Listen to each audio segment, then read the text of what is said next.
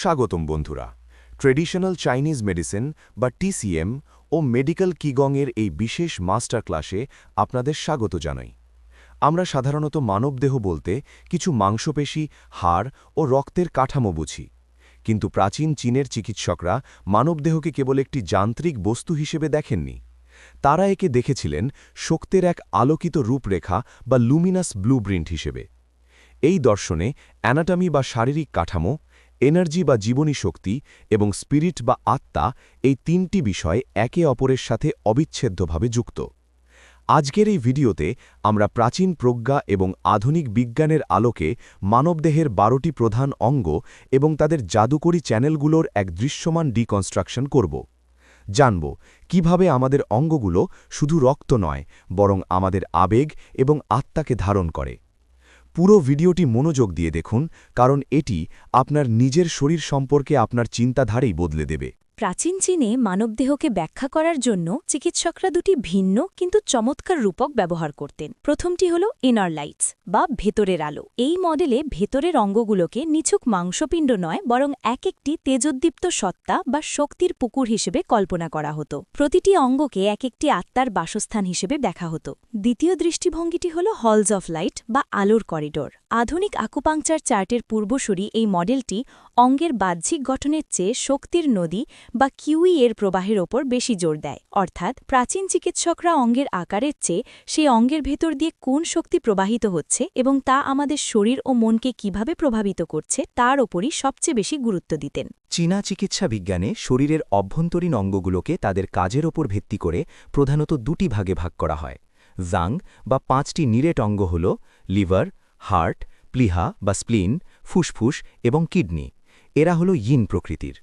প্রাচীন চীনা ভাষায় জাং শব্দের অর্থ হল এমন একটি কোষাগার যা মূল্যবান সম্পদ লুকিয়ে বা সঞ্চয় করে রাখে। এরা শরীরের সবচেয়ে বিশুদ্ধ এবং অত্যাবশ্যক পদার্থ যেমন জিং, চি, রক্ত এবং আত্মিক শক্তি শেন সঞ্চয় করে। অন্যদিকে ফু বা ছোটি ফাঁপা অঙ্গ হল গল ব্লাডার, ক্ষুদ্রান্ত্র, পাকস্থলী, বৃহদন্ত্র, মূত্রাশয় এবং ট্রিপল বার্নার। এরা ইয়াং প্রকৃতির। ফু শব্দের অর্থ হল স্টোর হাউস বা ট্রানজিট পয়েন্ট। এরা খাদ্য ও জল গ্রহণ করে, পচন করে এবং বর্জ্য নিষ্কাশন করে। এরা কোনো কিছু দীর্ঘক্ষণ সঞ্চয় করে না, শুধু রূপান্তর করে। এই জাং এবং ফু অঙ্গগুলো সবসময় জোড়ায় জোড়ায় কাজ করে। আমাদের শরীর হল প্রকৃতির এক ক্ষুদ্র সংস্করণ, আর এই প্রকৃতি পরিচালিত হয় 5টি উপাদানের মাধ্যমে: কাঠ, আগুন, মাটি, ধাতু ও জল। আমাদের শরীরের প্রতিটি অঙ্গ এই 5টি উপাদানের কোনো না কোনো একটির সাথে সরাসরি যুক্ত। যেমন উড বা কাঠ উপাদানের সাথে যুক্ত লিভার ও গল ব্লাডার, যা আমাদের চোখ, টেন্ডেন ও বাতাসের সাথে সম্পর্কিত। ফায়ার বা আগুন উপাদানের সাথে যুক্ত হার্ট ও ক্ষুদ্রান্ত্র, যা আমাদের রক্তনালী ও উত্তাপকে নিয়ন্ত্রণ করে। আর্থ বা মাটি উপাদানের সাথে যুক্ত প্লিহা ও পাকস্থলী, যা আমাদের পেশি ও আর্দ্রতা নিয়ন্ত্রণ করে। মেটাল বা ধাতু উপাদানের সাথে যুক্ত ফুসফুস ও বৃহদন্ত্র, যা ত্বক ও শুষ্কতার সাথে সম্পর্কিত। এবং সবশেষে ওয়াটার বা জল উপাদানের সাথে যুক্ত কিডনি ও মূত্রাশয়, যা আমাদের হাড়, শ্রবণ শক্তি ও শরীরের শীতলতা নিয়ন্ত্রণ করে। এই উপাদানগুলোর ভারসাম্যহীনতাই রোগের মূল কারণ। আমাদের শরীরের রক্ত চলাচলের জন্য যেমন শিরা উপশিরা রয়েছে, তেমনি জীবনী শক্তি বা চি চলাচলের জন্য রয়েছে এক বিশাল চ্যানেল সিস্টেম। এর প্রধান 4টি স্তর রয়েছে। প্রথমটি হল জিং বা প্রধান চ্যানেল, যা শরীরের গভীর টিস্যু এবং অঙ্গগুলোকে সংযুক্ত করে। এর মধ্যে 12টি প্রধান চ্যানেল এবং 8টি এক্সট্রা অর্ডিনারি ভেসেল রয়েছে। দ্বিতীয় স্তরটি হল লুও বা কোল্যাটারাল। এগুলি হল উপশাখা, যা প্রধান চ্যানেলগুলোর মধ্যে জালের মতো সংযোগ তৈরি করে এবং ভেতরের অঙ্গের সাথে বাইরের ত্বককে যুক্ত করে। তৃতীয়টি হল জিংজেন বা পেশি এবং টেন্ডেন চ্যানেল, যা শরীরের বাইরের পেশি এবং লিগামেন্টের ভেতর দিয়ে প্রবাহিত হয় এবং আমাদের শারীরিক শক্তি যোগায়। এবং চতুর্থটি হল পিফু বা ত্বকের অঞ্চল। এটি হল শরীরের একদম ওপরের স্তর, যেখানে এই চ্যানেলগুলো সরাসরি বাইরের পরিবেশ অর্থাৎ আলো, বাতাস ও তাপমাত্রার সংস্পর্শে আসে। আমাদের চ্যানেলের ভেতরের এনার্জি বা শক্তির প্রবাহ প্রধানত 2 দিকে কাজ করে: কেন্দ্রাতিক এবং কেন্দ্রাভিমুখী। কেন্দ্রাতিক প্রবাহ হল ইয়াং প্রকৃতির। এখানে বুক বা ভেতরের অঙ্গ থেকে শক্তি বাইরের দিকে অর্থাৎ হাত বা পায়ের দিকে ধাবিত হয়। আমরা যখন শ্বাস ত্যাগ করি, তখন এই শক্তির প্রবাহ বৃদ্ধি পায়। অন্যদিকে কেন্দ্রাভিমুখী প্রবাহ হল ইন প্রকৃতির। এখানে হাত পায়ের প্রান্ত থেকে শক্তি শরীরের কেন্দ্রের দিকে ধাবিত হয়। আমরা যখন শ্বাস গ্রহণ করি তখন এই প্রবাহ তীব্র হয়। মজার ব্যাপার হল একটি অঙ্গ থেকে যখন অন্য একটি সহযোগী অঙ্গে শক্তি যায় তখন তা সরাসরি প্রবেশ করে না, বরং এটি স্পাইরাল র্যাপিং বা সর্পিল আচ্ছাদনের মাধ্যমে সহযোগী অঙ্গের চারপাশের ফ্যাসিয়া বা আবরণী জালের মধ্য দিয়ে প্রবেশ করে, যাতে অঙ্গটি শক্তিকে ধীরে ধীরে শোষণ করতে পারে। মেডিকেল কিগংয়ে সময়ের একটি বিশাল গুরুত্ব রয়েছে। আমাদের শরীরে চি এবং রক্ত একটি ২৪ ঘণ্টার চক্র মেনে সমস্ত ১২টি প্রধান চ্যানেলের মধ্য দিয়ে প্রবাহিত হয়।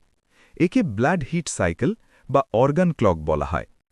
প্রতিটি অঙ্গ ২৪ ঘণ্টার মধ্যে ঠিক ২ ঘণ্টার জন্য তার সর্বোচ্চ শক্তিতে পৌঁছায়। যেমন রাত ১১টা থেকে ১টা পর্যন্ত গল ব্লাডার, ভোর ৩টে থেকে ৫টা পর্যন্ত ফুসফুস এবং সকাল ৭টা থেকে ৯টা পর্যন্ত পাকস্থলী সবচেয়ে বেশি সক্রিয় থাকে। এই হাই টাইড বা সর্বোচ্চ প্রবাহের সময়টি শরীরকে ডিটক্স বা পার্জিং করার জন্য সেরা সময়। আবার এর ঠিক ১২ ঘণ্টা পর সেই অঙ্গে লো টাইড বা শক্তির ভাটা চলে আসে, যা অঙ্গটিকে পুষ্টি বা টনিফাই করার জন্য আদর্শ। এই চক্র মেনেই আমাদের ঘুম, খাওয়া এবং মেডিটেশনের সময় নির্ধারণ করা উচিত। পশ্চিমা বিজ্ঞানে মন এবং শরীরকে আলাদা ধরা হলেও কিগং দর্শনে আত্মাকে ৫টি ভাগে ভাগ করা হয়েছে, যা আমাদের ৫টি নিরেট বা ইন অঙ্গে বসবাস করে। একে ওয়ু জিং শ্যান বলা হয়। ১. লিভার ধারণ করে হুন বা ইথেরিয়াল সোলকে। এটি আমাদের স্বপ্ন, আধ্যাত্মিক দিক নির্দেশনা এবং দয়া এবং রাগের মতো আবেগ নিয়ন্ত্রণ করে। ২. হার্ট বা হৃৎপিণ্ড ধারণ করে শ্যান বা চেতনাকে। এটি আমাদের বুদ্ধি, স্মৃতি এবং শান্তি বা উদ্বেগের নিয়ামক। ৩. প্লীহা ধারণ করে ই বা ইন্টেনশনকে। এটি আমাদের মনোযোগ, বিশ্লেষণাত্মক চিন্তা এবং বিশ্বাস বা দুশ্চিন্তা নিয়ন্ত্রণ করে। ৪. ফুসফুস ধারণ করে পো বা কর্পোরিয়াল সোলকে। এটি আমাদের শারীরিক প্রবৃত্তি, অনুভূতি এবং শোক বা হতাশা ধারণ করে। ৫. কিডনি ধারণ করে জি বা উইল পাওয়ারকে। এটি আমাদের ইচ্ছা শক্তি, প্রজ্ঞা এবং ভয়কে নিয়ন্ত্রণ করে। এবার আমরা অঙ্গগুলোর জুটির কাজ বিস্তারিত জানব। প্রথমে আসি উড বা কাঠ উপাদানের জুটিতে। লিভার ইন এবং গল ব্লাডার ইয়াং। লিভারের প্রধান কাজ হল রক্ত সঞ্চয় করা এবং পুরো শরীরে চি এর মসৃণ প্রবাহ নিশ্চিত করা। এটি আমাদের পেশি ও টেন্ডনকে পুষ্টি দেয়। অন্যদিকে এর সহযোগী অঙ্গ গল ব্লাডার পিত্ত সঞ্চয় ও নিঃসরণ করে। মানসিক দিক থেকে লিভার হল আমাদের ভিশন বা পরিকল্পনার উৎস, আর গল ব্লাডার হল সেই পরিকল্পনা অনুযায়ী সিদ্ধান্ত গ্রহণ ও সাহসিকতার উৎস। এই জুটিতে ভারসাম্যহীনতা দেখা দিলে পেশিতে ক্র্যাম্প, চোখের সমস্যা এবং নখ ভঙ্গুর হয়ে যায়। মানসিক স্তরে লিভারের শক্তি আটকে গেলে চি স্ট্যাগনেশনের সৃষ্টি হয়, যা থেকে ব্লাড প্রেশার বৃদ্ধি এবং এমনকি স্ট্রোক পর্যন্ত হতে পারে। ধাতু বা মেটাল উপাদানের জুটিতে রয়েছে ফুসফুস ইয়েন এবং বৃহদন্ত্র ইয়াং। ফুসফুসকে বলা হয় চি এর শাসক। এটি শ্বাসপ্রশ্বাস নিয়ন্ত্রণ করে, শরীরের জলীয় বাষ্প পরিচালনা করে এবং আমাদের ত্বক ও লোমকূপের ওপর নিয়ন্ত্রণ রাখে। ফুসফুস আমাদের ইমিউন সিস্টেম বা ওয়েই কি তৈরি করে। অন্যদিকে বৃহদন্ত্র খাবার থেকে তরল পুনরায় শোষণ করে এবং কঠিন বর্জ্য শরীর থেকে বের করে দেয়। মানসিক স্তরে এই দুটি অঙ্গ লেট গো বা ছেড়ে দেওয়ার সাথে সম্পর্কিত। ফুসফুসের প্যাথোলজি বা রোগ দেখা দিলে হাঁপানি, সাইনাস এবং ত্বকের শুষ্কতা দেখা দেয়। মানসিক স্তরে এই ভারসাম্যহীনতা তীব্র শোক, হতাশা এবং অতীতের কোনো কষ্টকে আঁকড়ে থাকার প্রবণতায় প্রকাশ পায়। ফুসফুসের শক্তি কমে গেলে বৃহদন্ত্রে কোষ্ঠকাঠিন্য দেখা দেয়। এবার আসি মাটি বা আর্থ উপাদানের জুটিতে। প্লীহা বা স্প্লিন ইন এবং পাকস্থলী বা স্টামাক ইয়াং। পাকস্থলীকে বলা হয় মিনিস্টার অফ ফুড স্টোরেজ। এটি খাদ্য গ্রহণ, পচন ও পরিপক্ক করে এবং শক্তিকে নিচের দিকে প্রেরণ করে। অন্যদিকে প্লীহা সেই খাবার থেকে পুষ্টি উপাদান গু কি বের করে তার রক্তে রূপান্তরিত করে এবং পুরো শরীরে পরিবহন করে। প্লীহার রক্তকে রক্তনালীতে ধরে রাখে এবং ভেতরের অঙ্গগুলোকে তাদের সঠিক স্থানে ধরে রাখে, যাতে প্রল্যাপস না হয়। স্যাঁতসেঁতে বা ড্যাম্প আবহাওয়ায় এই অঙ্গগুলো দুর্বল হয়ে পড়ে। এদের ভারসাম্যহীনতার ফলে হজমের তীব্র সমস্যা, পেশির দুর্বলতা, চরম ক্লান্তি, অভ্যন্তরীণ রক্তক্ষরণ এবং মানসিক স্তরে অতিরিক্ত চিন্তা বা ওভার থিঙ্কিংয়ের সমস্যা দেখা দেয়। আগুন বা ফায়ার উপাদানের কেন্দ্রে রয়েছে মানবদেহের সম্রাট হার্ট বা হৃৎপিণ্ড ইন এবং তার সহযোগী অঙ্গ ক্ষুদ্রান্ত্র বা স্মল ইন্টেস্টাইন ইয়াং। হার্ট বা হৃৎপিণ্ড শরীরের সমস্ত অঙ্গের নিয়ন্ত্রক। এটি রক্তের প্রবাহ পরিচালনা করে এবং সবচেয়ে গুরুত্বপূর্ণভাবে এটি আমাদের শেন বা মন এবং আত্মাকে ধারণ করে। অন্যদিকে ক্ষুদ্রান্ত্র খাবার থেকে বিশুদ্ধ এবং অবিশুদ্ধ অংশকে আলাদা করে। মানসিক স্তরেও ক্ষুদ্রান্ত্র আমাদের ভালো ও মন্দের মধ্যে পার্থক্য বুঝতে বা সঠিক বিচার করতে সাহায্য করে। হার্টের ভারসাম্যহীনতা সরাসরি আমাদের মুখমণ্ডল এবং জিহবায় প্রতিফলিত হয়। এর শক্তি কমে গেলে বা ব্লকেজ তৈরি হলে অনিদ্রা, বুক ধরফর করা, মানসিক বিভ্রান্তি, তীব্র উদ্বেগ, উন্মাদনা বা কথা বলার বা স্পিচের সমস্যা দেখা দেয়। একই অঙ্গ, কিন্তু পাশ্চাত্য বিজ্ঞান এবং প্রাচ্যের দর্শনে তাদের কাজের ব্যাখ্যা সম্পূর্ণ আলাদা। উদাহরণস্বরূপ, ওয়েস্টার্ন মেডিসিনে প্লিহা বা স্প্লিনকে দেখা হয় একটি ইমিউন এবং লিম্ফ্যাটিক ফিল্টার হিসেবে, যা মৃত রক্তকণিকা ধ্বংস করে। কিন্তু টিসিএম বা চীনা মেডিসিনে প্লিহা হল শস্যের মন্ত্রী। এটি খাদ্য থেকে পুষ্টি রূপান্তর করে, পেশিতে শক্তি যোগায় এবং আমাদের চিন্তাশক্তি ও বুদ্ধিমত্তাকে ধারণ করে। আবার ওয়েস্টার্ন মেডিসিনে লিভার হল বিপাক, বিষাক্ত পদার্থ নিষ্কাশন এবং পিত্ত তৈরির একটি রাসায়নিক কারখানা। কিন্তু টিসিএমে লিভার হল শরীরের সেনাপতি। এটি শক্তির মসৃণ প্রবাহ নিশ্চিত করে, আমাদের রাগ ও দয়া নিয়ন্ত্রণ করে এবং আমাদের আধ্যাত্মিক দৃষ্টি বা ভিশন ধারণ করে। এই দুটি দৃষ্টিভঙ্গি একে অপরের পরিপূরক। আমাদের শরীরে হঠাৎ করে কোনো রোগ আসে না। মেডিকেল কিগং অনুযায়ী একটি ব্যাধি 4টি ধাপে শরীরে প্রবেশ করে। ধাপ 1, বাহ্যিক বা অভ্যন্তরীণ প্রভাব। অতিরিক্ত শোক, রাগ, আবেগ অথবা বাইরের শুষ্ক বা ঠান্ডা আবহাওয়া আমাদের সিস্টেমে প্রবেশ করে। ধাপ 2, আধ্যাত্মিক এবং চ্যানেল ব্যাঘাত। এই নেতিবাচক প্রভাবটি সরাসরি আমাদের ফুসফুস এবং আত্মার অংশ বা কর্পোরিয়াল সোলকে আঘাত করে। এর ফলে বুকের পেশি সংকুচিত হয় এবং শ্বাসপ্রশ্বাস অগভীর হয়ে যায়। ধাপ 3, স্থবিরতা। শ্বাস অগভীর হওয়ায় ফুসফুস সঠিকভাবে জীবনী শক্তি বা নিচের দিকে পাঠাতে ব্যর্থ হয়।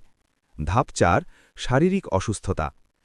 এর অভাবে বৃহদঞ্চে কোষ্ঠকাঠিন্য দেখা দেয়, ত্বকের ছিদ্র বন্ধ হয়ে যায় এবং শেষ পর্যন্ত তা টিউমার, প্রদাহ বা কোনো বড় শারীরিক রোগ হিসেবে আত্মপ্রকাশ করে। আমরা আমাদের মাস্টার ক্লাসের একদম শেষে চলে এসেছি। পুরো আলোচনার সারমর্ম হল, আমরা প্রকৃতির কোনো বিচ্ছিন্ন অংশ নই, আমরা হলাম এই মহাবিশ্বের একটি ক্ষুদ্র প্রতিরূপ বা মাইক্রোকজম। টিসিএম এবং কিগং দর্শনে শারীরিক টিস্যু, মানসিক আবেগ এবং আধ্যাত্মিক সত্তা আলাদা কিছু নয়, তারা একই শক্তির ভিন্ন ভিন্ন রূপ। আমাদের শ্বাস, আবেগ এবং ভেতরের অঙ্গসমূহ প্রকৃতির ছন্দ এবং মহাবিশ্বের নিয়মের সাথে সরাসরি সংযুক্ত। তাই মনে রাখবেন, একটি অঙ্গের চিকিৎসা মানে শুধুমাত্র সেই মাংসপেশির চিকিৎসা নয়, এটি একই সাথে রোগীর চিন্তাধারা, আবেগ এবং আত্মার চিকিৎসা। আশা করি আজকের এই গভীর আলোচনা আপনাদের ভালো লেগেছে। ভিডিওটি লাইক করুন, আপনার মতামত কমেন্টে জানান এবং সাবস্ক্রাইব করে আমাদের সাথেই থাকুন। সুস্থ থাকুন। ধন্যবাদ।